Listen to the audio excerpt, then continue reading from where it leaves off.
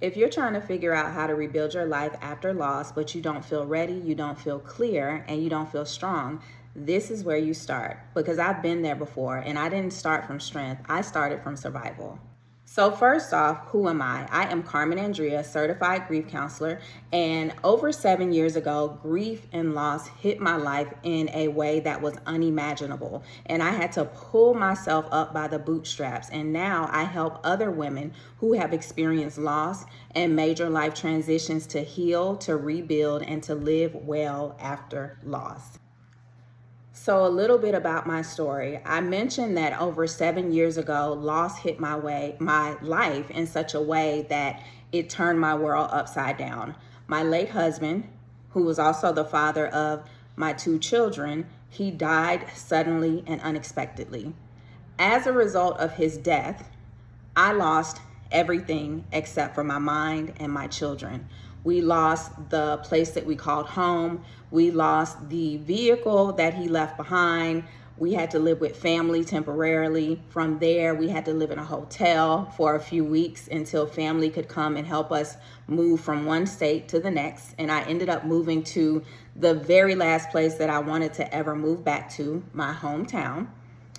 As a result, I was in a deep emotional fog. I was in a grief fog, or a widow fog, if you will, and I was literally in survival mode. But I still pushed my way through the fog, through the survival mode, not really knowing what it was that I was doing. And I realized that rebuilding doesn't start when you feel ready. Rebuilding starts when you make a decision that you're going to pick up the pieces of your life, no matter how messy they look, and you're going to put one foot in front of the other, and you're going to heal, and you're going to rebuild your life brick by brick. So in this video, I want to give you 3 starting points for how to rebuild your life even when you don't feel ready, especially if you don't feel ready. So the first one is to stabilize. Don't overhaul your life. Stabilize, but don't overhaul your life. Okay? The first step is not rebuilding everything. It's stabilizing yourself. It's getting yourself back to center. It's getting yourself back to a place of calm and a place of consciousness to where you can say, okay, everything is not okay. I am not okay. My life may be a mess right now, but I'm going to be okay. You have to tell yourself this. Now, some ways that you can stabilize yourself before you begin rebuilding your life is, number 1, you can start a basic routine. I know from personal experience, when you go through deep grief, your routine is thrown off. You may not even be doing basic everyday things like making your bed, brushing your teeth, taking a shower, or even eating. So you need to get back into some sort of a basic routine, even if it's just making up your bed every day. Something as simple and as small as that. Also, trying to eat something. I noticed that with grief, people either overeat or they don't eat. I was one to where I didn't eat anything. I remember my sister cousin, she came up to support me, her and her family, her husband and her children, and she noticed that I wasn't eating. Like, I would eat like junk food or stuff like that. And I remember one day, this was days after my husband had died, and she was like, you need to sit down and eat something. And she was very serious about it. And for the first time in days after my husband had died, I actually ate something. I didn't eat the whole meal, but I ate something other than junk food. So you could focus on eating something. If you're not eating anything, focus on eating a piece of fruit or something like that. Sleeping. I know in the very beginning, sleep can be hit or miss, okay? You're going through that whole void, that disbelief, feeling like, is this a dream? Is this real? So sleep can be kind of hit or miss. In the beginning, I remember once we got relocated to the new state, I remember for a period of a few months, I would literally stay up until like 3 or 4 in the morning. And then the reality of my life began to hit me, and I would cry myself to sleep. And I would wake up in the morning, I would gather up my children, we would get out of the house that we were living in at the time, and we would hang out just to get out of the house. We would come back, I would watch TV until late at night, and then I would repeat the cycle, staring at the walls until the reality hit me and I began to cry and weep until I cried myself to sleep. That was my way of grieving. That was my way of allowing myself to feel every emotion, but also making a decision to get back up every morning and still push myself to even get out of the house, which was a challenge, okay? Also, focus on breathing space. You can literally forget to breathe when you are in the throes of grief. So maybe even taking a few moments to just take some inhales and exhales to ground yourself.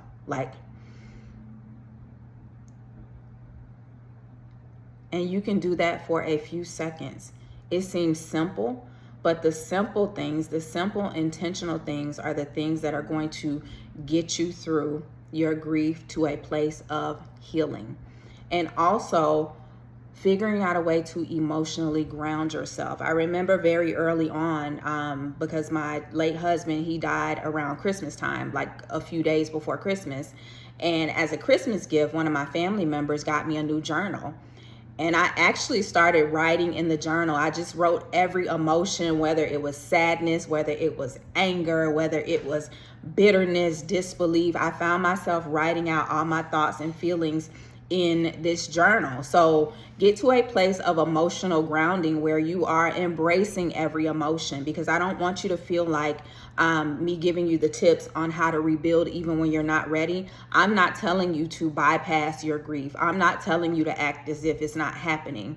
I'm telling you to grieve, embrace every emotion, but continue to put one foot in front of the other, because you'll probably never be fully ready to rebuild your life again after the loss or the life transition that you've experienced. So point number 2, or step number 2, is to focus on one small forward move, because you don't have to rebuild your whole life. You're going to take one step at a time. Even years down the line, you'll find yourself still rebuilding parts of your life, still rebuilding parts of yourself, and evolving and changing and realizing that you'll never be the same person that you were prior to your loss or your life transition, and you're constantly evolving into the new person that you are becoming. So what I did when I began to rebuild my life and just take steps forward, again, I took these steps when I wasn't ready. I didn't even know what I was doing, okay? Like, it couldn't have been like 2 or 3 months after my late husband died, and we were living with family. Like, my girls and I, we were living in the guest bedroom of one of my family members' homes, and we were all sleeping in the same bed, but I knew that I was going to be okay, and I told myself that I was going to be okay. And I actually started hitting record on YouTube on one of my other channels, and I started venting and ranting and just sharing my emotions and feelings. And I quickly realized that what I was doing was bigger than me, and it grew into something that I could have never imagined. But it started with one decision to hit record. I also set up an LLC at that time. I had no idea what type of business I was going to start. I had no idea that I was going to end up counseling and coaching and mentoring and ministering to other women. But I set up my LLC, and it kind of took on a life of its own. So I began to take action without even having clarity. I didn't even know what I was doing. I just knew that I had to do something. I knew that I couldn't just sit and rot away and do nothing. So I am encouraging you to take action without clarity. Make one small step forward. It could be something as simple as recording a video and putting it up on YouTube, and you could unlist the video to where no one sees it, but you could be ranting, getting out all of your emotions and your feelings based upon what it is that you're going through. Or you could pick up a project that you may have put down before everything happened. Just put one foot in front of the other and make a step in a forward direction so that you can help to rebuild yourself and breathe again and begin to heal. So point number 3, or step number 3, is to let it be messy and unclear. Whatever step you decide to take, let it be messy. Let it be unclear. You're not supposed to have a clear vision right now. Chances are, if you're watching this video, you're probably experiencing grief fog or some level of just disorientation and not really knowing what's going on. So I want to remove the pressure so that you don't feel like you have to have a clear vision, so that you don't feel like you have to have the whole plan set out. Just make a move and do something.